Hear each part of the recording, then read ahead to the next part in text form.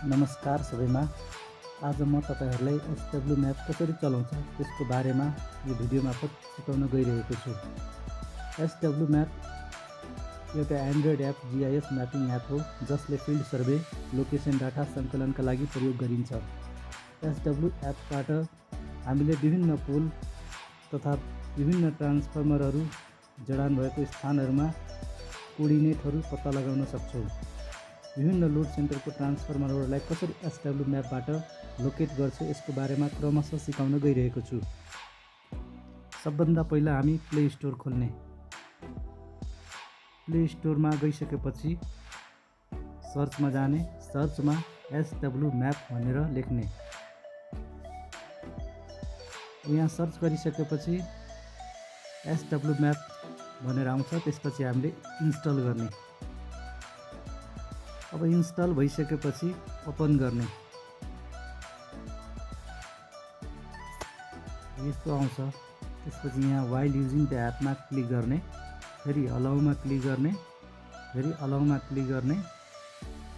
अब यति भइसकेपछि पहिलो स्टेपमा माथि राइट साइडमा 3वटा डट छ, त्यो 3वटा डटमा क्लिक गर्ने। त्यसपछि प्रोजेक्ट लेखेको छ माथि, टेक फोटो र प्रोजेक्ट छ, हामी प्रोजेक्ट्समा क्लिक गर्ने। त्यसपछि प्लसमा क्लिक गर्ने। प्रोजेक्टको राइट साइडमा यहाँ प्लस छ, प्लसमा क्लिक गर्ने। प्लसमा क्लिक गरिसकेपछि यहाँ प्रोजेक्ट नेम भनेर लेख्नु भनेको छ। यसमा चाहिँ हामीले के गर्ने भने जस्तै अब एउटा लोकेसन छ, जस्तै अब बाक्सिला फ्युज सेवा अन्तर्गत विभिन्न ट्रान्सफर्मर छ, विभिन्न ट्रान्सफर्मरहरूको लोकेसनहरू छन्। तर हामीले यसमा चाहिँ एउटा ओभरअल एउटा लोकेसन लेख्नुपर्छ प्रोजेक्टमा, ताकि हामीले यो स्थानभित्र चाहिँ विभिन्न ट्रान्सफर्मरहरूको कोर्डिनेटहरू हामीले प्रत्येक ठाउँको ट्रान्सफर्मरमा गई हामीले कोर्डिनेटहरू सेभ गर्न सक्छौँ। त्यही भएर सुरुमा चाहिँ हामीले एउटा ठाउँको लोकेसनको नाम लेख्ने। जस्तै मैले लेखेँ बाक्सिला लेखेँ। अब बाक्सिला लेखिसकेपछि अब यसमा हामीले के गर्ने, क्रिएट न्यू प्रोजेक्टमा क्लिक गर्ने। अब हेर्नुहोस्, तपाईँले बाक्सिला लेखिसकेपछि यहाँ माथि पनि बाक्सिला आउँछ भनेपछि तपाईँको प्रोजेक्टको नाम अब बाक्सिला भयो। त्यसपछि हामीले लेयर बनाउने।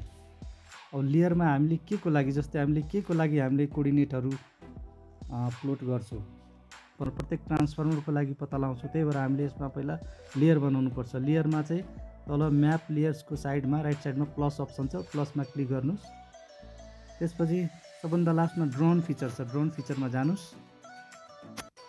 अब लेयर नेममा जस्तै मैले अब हामीले इन्डिभिजुअल ट्रान्सफर्मरको त्यो गर्नुपर्ने हुन्छ, कोर्डिनेटहरू पत्ता लगाउनु पर्ने हुन्छ।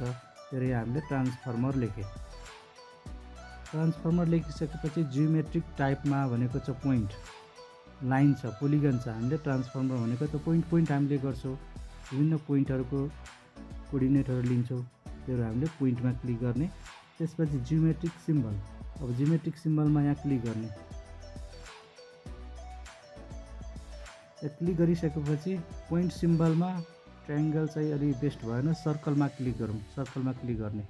त्यसपछि लेआउट कलर, लेआउट कलर हरियो नै होस्, हरियो नै मैले क्लिक गरेँ, ग्रिन नै क्लिक गरेँ। त्यसपछि हामीले ओके गर्ने, फेरि ओके गर्ने, अनि त्यसपछि हामीले यसमा एड गर्ने। भनेपछि एउटा हाम्रो ट्रान्सफर्मरको चाहिँ लेयर बनिसक्यो। ट्रान्सफर्मरभित्र जस्तै हामी त एउटा लोड सेन्टरमा जान्छौँ, ट्रान्सफर्मरनिर कुनै एउटा लोड सेन्टरमा। अब त्यहाँ गइसकेपछि त्यो ट्रान्सफर्मरको बारेमा लेख्नुपर्ने हुन्छ। जस्तै अब त्यो ट्रान्सफर्मर कुन फिडर अन्तर्गत पर्छ, कुन फ्युज सेवा अन्तर्गत पर्छ, ट्रान्सफर्मरको लोकेसन कहाँ छ, ट्रान्सफर्मरको साइज कति छ, त्यो सबै लेख्नुपर्छ त्यहाँ गइसकेपछि।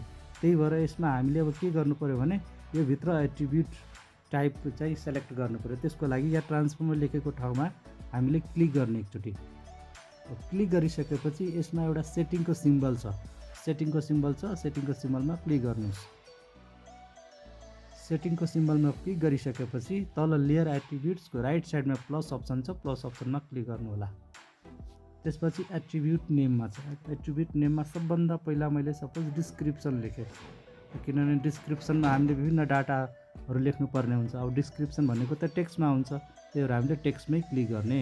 त्यसपछि सेभ अप्सनमा जाने। सेभको सिम्बल छ माथि, हेर्नुहोस् त यो क्रसको साइडमा छ नि।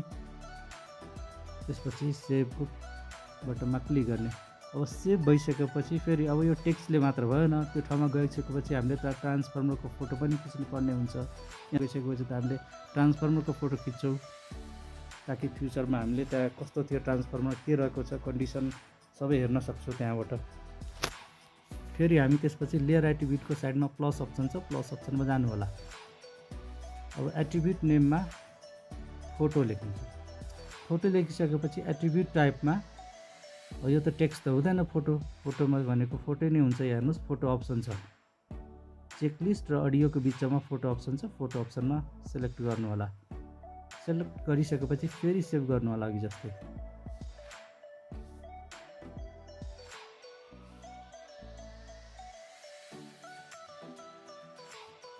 ल म यहाँ ब्याक सबै गइसकेपछि अब हामीले लेयरहरू पनि सेलेक्ट गर्यो, प्रोजेक्टको नाम पनि राख्यो।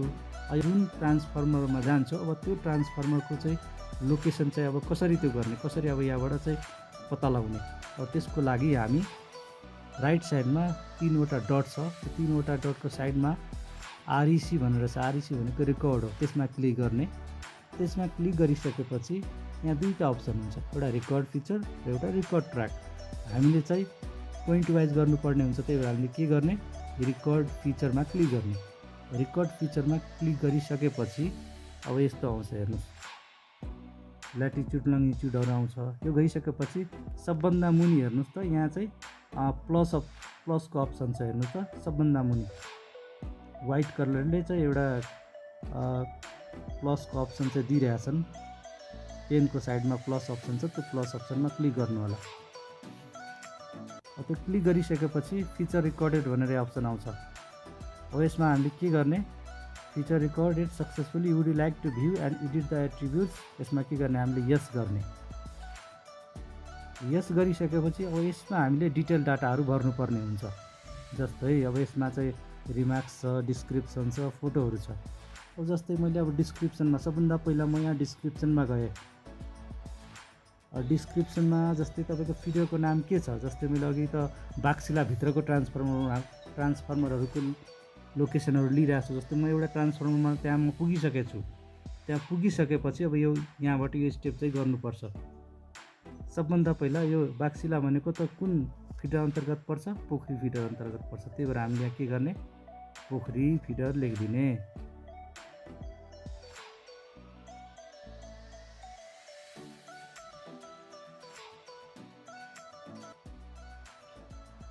त्यसपछि फ्युज सेवाको नाम के हो त, फ्युज सेवाको नाम जस्तै बाक्सिला फ्युज सेवा भयो।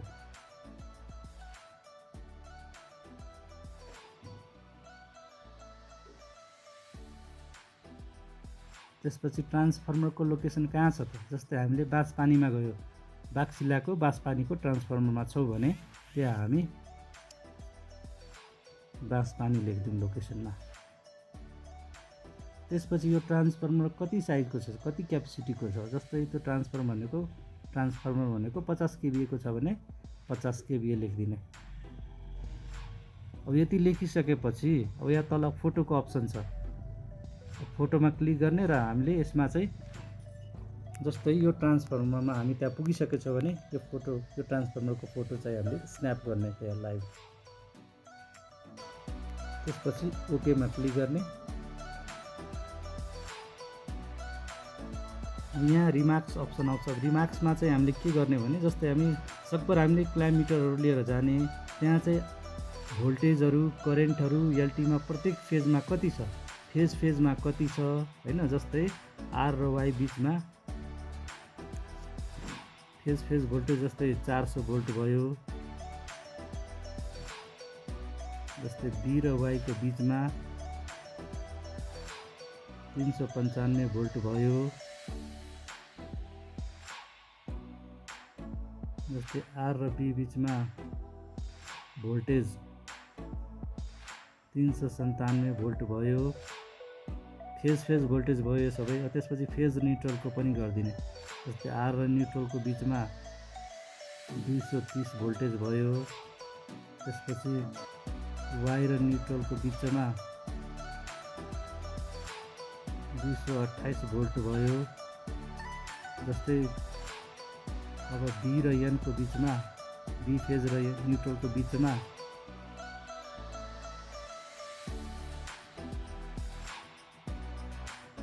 232 भोल्ट भयो।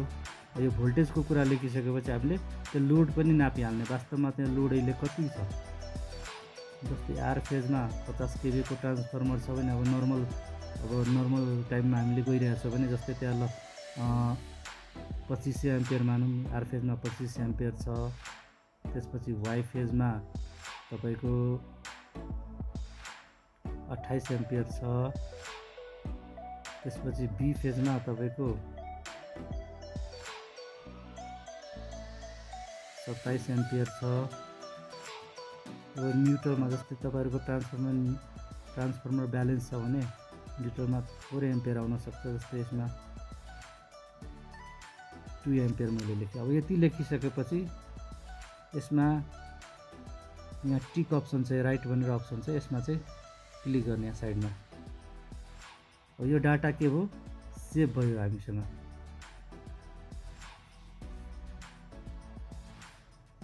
अब यो सेभ भइसकेपछि एउटा ट्रान्सफर्मरको लोकेसन जे होस् हामीले यहाँ हेर्नुहोस्, यहाँ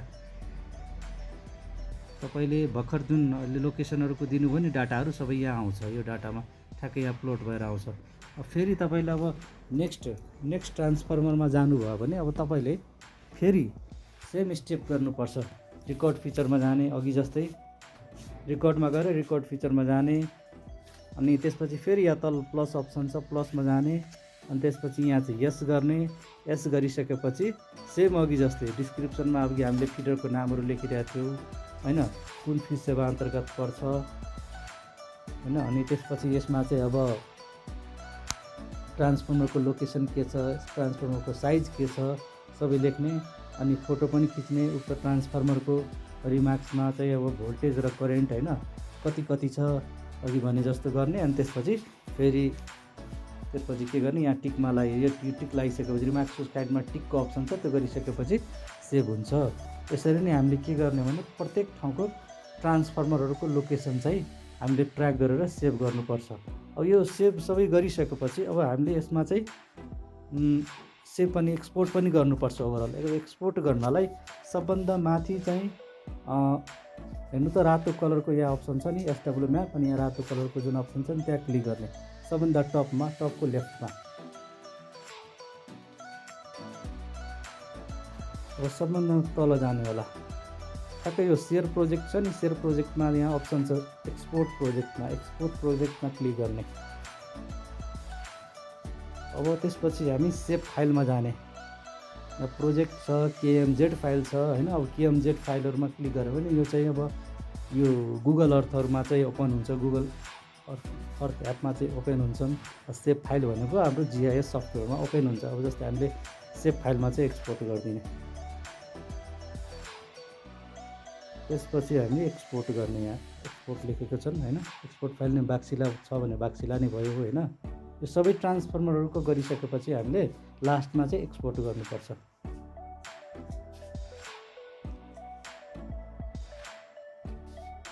ल एक्सपोर्ट कम्प्लिट भनेर आयो। त्यसपछि यो फाइल कहाँनिर छ त, यसको लागि हामी फाइलमा जाने, माई फाइलमा जाने। माई फाइलमा गइसकेपछि अब तपाईँको इन्टरनल स्टोरेजमा होला, इन्टरनल स्टोरेजमा जाने। अब त्यसपछि यहाँ जस्तै मैले अब सर्च गरेँ एसडब्ल्यू म्याप भनेर सर्च गरेँ, हेर्नुहोस् np.com.software एसडब्ल्यू म्याप भनेर एउटा फोल्डर छ नि, यसमै बनेको जस्तो छ। यसमा क्लिक गर्ने। अब क्लिक गरिसकेपछि अघि हामी त एक्सपोर्ट गरेको थियो, अब त्यही भएर एक्सपोर्ट फोल्डरमा जाने। हेर्नुहोस् बाक्सिला अघि तपाईँहरूले बनाउनु भएको थियो, त्यो बाक्सिला भनेर यो अप्सन छ, यसमा क्लिक गर्ने। क्लिक गरिसकेपछि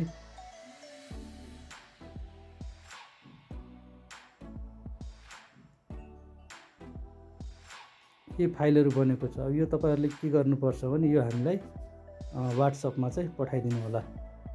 यो सेलेक्ट गरेर यहाँ चाहिँ सेयरको अप्सन हुन्छ, यो चाहिँ वाट्सएपमा पठाइदिनु होला यहाँबाट।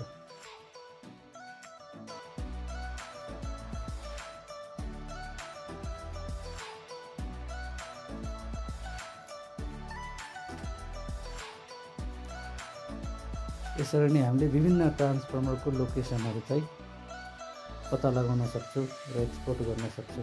धन्यवाद।